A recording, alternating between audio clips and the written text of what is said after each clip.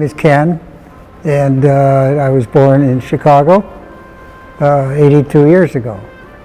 So my father worked for International Harvester until he retired after 34 years of service. During that time, I was going to high school at Fanger in Chicago. I played the trumpet, quite successfully, I might add. I was able to move myself up to first chair in the Fanger band. Played with the Fanger marching band at games. Those were important things for me. I went to Bradley University for a year, and then I transferred back up to Chicago area and went to Purdue branch in Calumet, Illinois. We moved to Columbus, Indiana, to go to work for one of my professors at Purdue, who took a position with them, and he brought me along with him. So that's where I made the transition into computers, utilizing those in a manufacturing environment. And from there I went back up to Chicago to finish up a bachelor's degree in engineering. And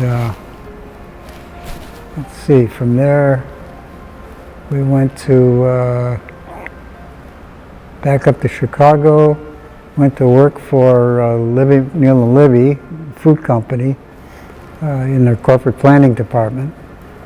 My younger son, Matt, was born in 1970 in Chicago, and he has grown from a young toddler up to building this organization. And then my dad left his job in Tulsa, and I was like, so what are you going to do? And he's like, I want to help you. And I was like, well, I don't know how much there is, but okay. And so it was the three of us. Our initial question was, can we help you in any way? And you wisely said, yes, you can. Oh, and we hadn't really hung out that much, for the 7 years leading up to that. So it was, it was fun. And, you can't get better labor than that. Parents don't want to see their kids fail, right? We do whatever it is we can to help them succeed. Dad's a company man. Mom too. When he came in, he knew right away that he had something to offer me, even though I didn't know it. That he was patient. It was one of the things I realized about him. He was a patient guy. I knew I could rely on both of them. They would do anything and everything.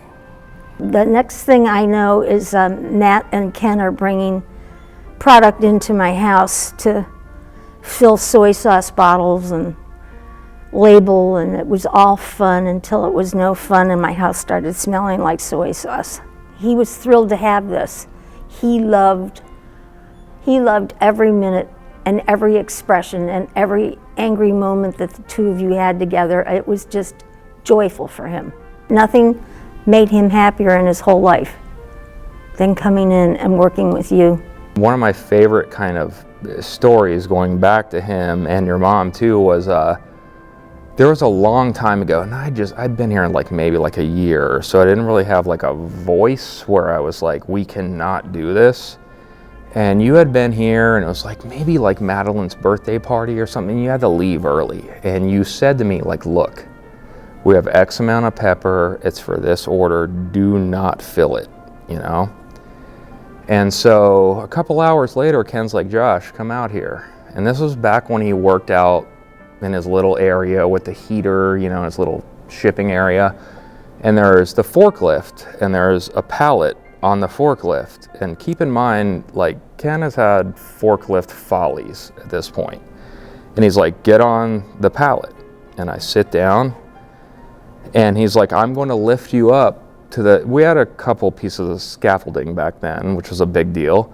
He's like, I'm going to lift you up to the top of this and get what's on top of it, and we're going to bring it down and fill it. And I'm like, Ken, don't you think it'd be safer for me to just climb up the side of this and grab it and hand it to you? And he's like, no, get on the pallet.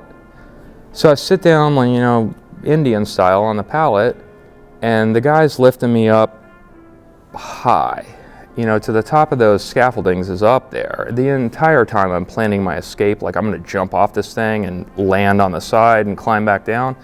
And we get up over the top scaffolding, and it's the pepper that you told me not to fill. And it's like 40 pounds, it's like two 20-pound bags of pepper. And back in that day, 40 pounds of pepper may have been 5,000 now, you know, in comparison to this day. And I bring it down, I'm looking down, and I know not to fill this stuff. Like, the guy just told me not to fill the pepper. That's why it's up here. But it's Ken and Carol, and they're like, you know, and I'm like, and we bring it down and we fill it, and it's, you know, 40 pounds of peppers. It's like 640 tins or something.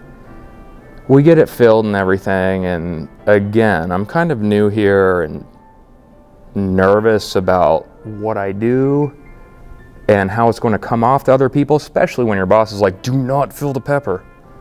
And so I come back the next day, and we used to have French doors in that area, you remember? And I see Ken and Matt in there, and there's arm waving and crossing, and I'm like, oh shit, you know? And I walk in, and you guys both look at me, and you go, did you fill the pepper yesterday? And I go, yeah. And you go, I told you not to. Why'd you fill it? And I go, because your mom wanted to. And you go, why didn't you tell her no? And I go, because I'm afraid of her.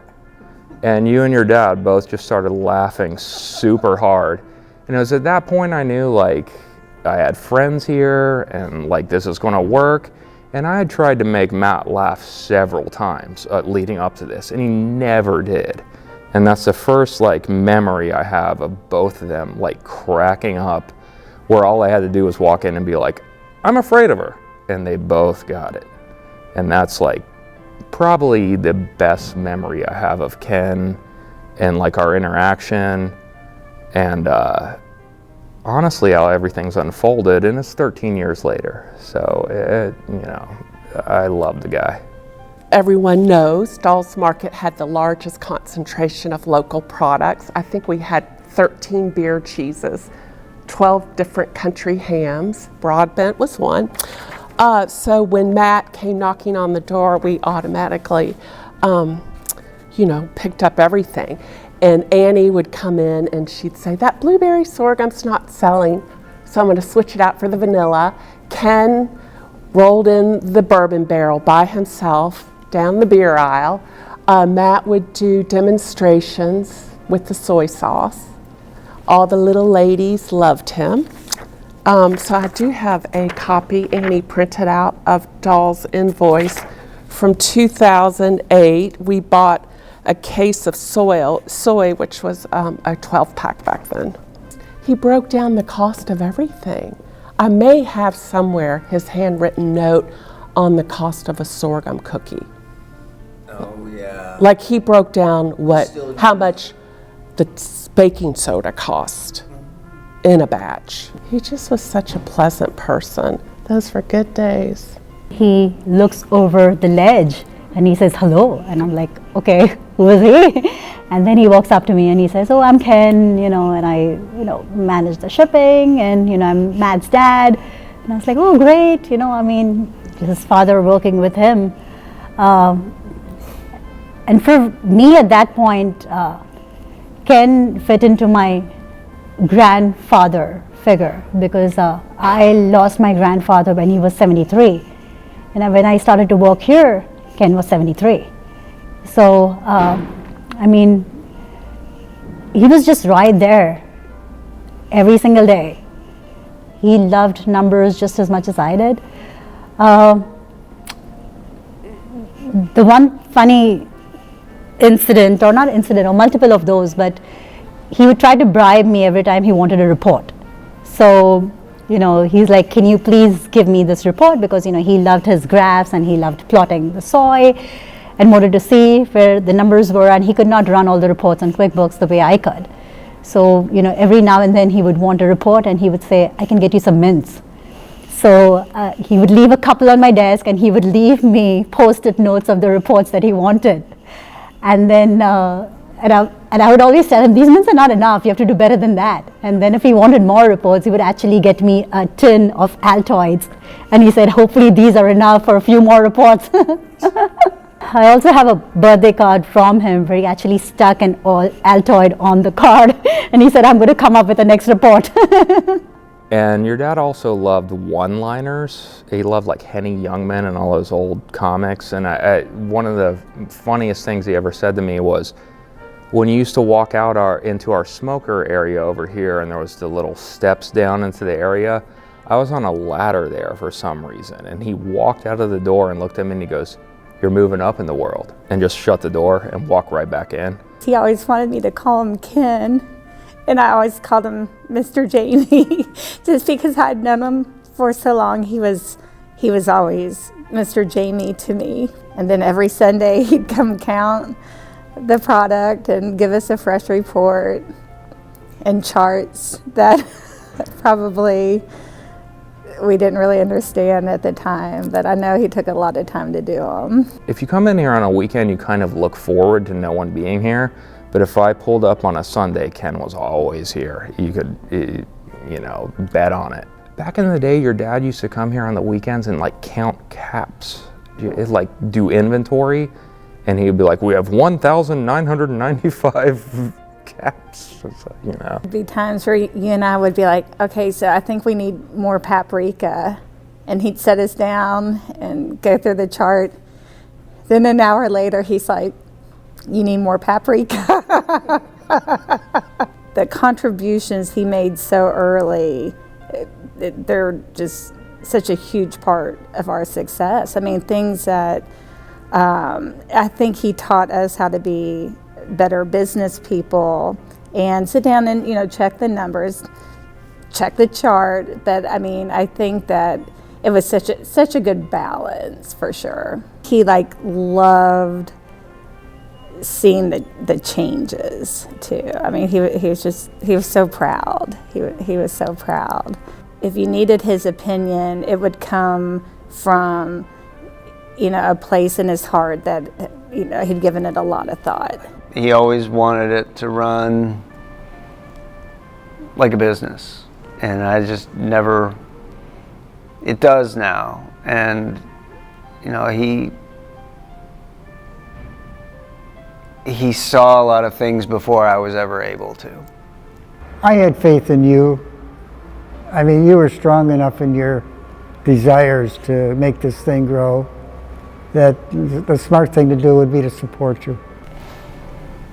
And he, it just was, it was, I just wasn't ready. And that was the thing, is like I think he was very patient, and eventually, like, all those things that he was trying to say early on, like, yeah, he was right. He just wasn't ready to see it, and so now we get it.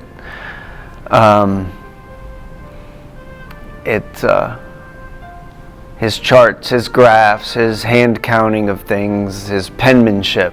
I mean, found a file cabinet with all his handwritten charts in there, and he had beautiful penmanship to the point where, like with our bottle,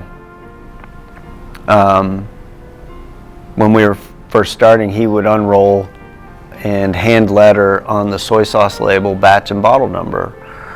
And I really didn't like anybody else doing it because his penmanship was so beautiful. And then it just got to the point where our volumes were growing and he was getting older. It was a lot. Like, yeah, I need 3,000 labels, Dad, and I need them tomorrow. They took a snapshot, if you will, of my handwriting, or how I labeled or how I wrote an A, a B, a C, a 1, 2, 3, 4, so they could extract those and actually put those on a label, print them on a label. And it took a lot of that pressure away from having to do this by hand. The font that's put on the bottle is called Big Ken. So we were able to create a font, you know, with his handwriting called Big Ken. You know, the whole, you know, so he's touched a lot of parts of this company, you know, with, you know, whether it's like our flagship product. Soy sauce is the blood. That's what helped this thing grow. And yes, there's 149 other products now, but still, we can't forget the soy sauce because that's what people relate to. Or the presses with Ken, Big Ken, Ken 2.0, and now we have Kenzilla. And he was proud of that. He saw the team that had been assembled and, you know, wasn't worried. And like every year, just seeing the growth that we had, like double-digit growth. Like if we weren't hitting 30, 40%, and we did that for years, and we're still in double-digit growth.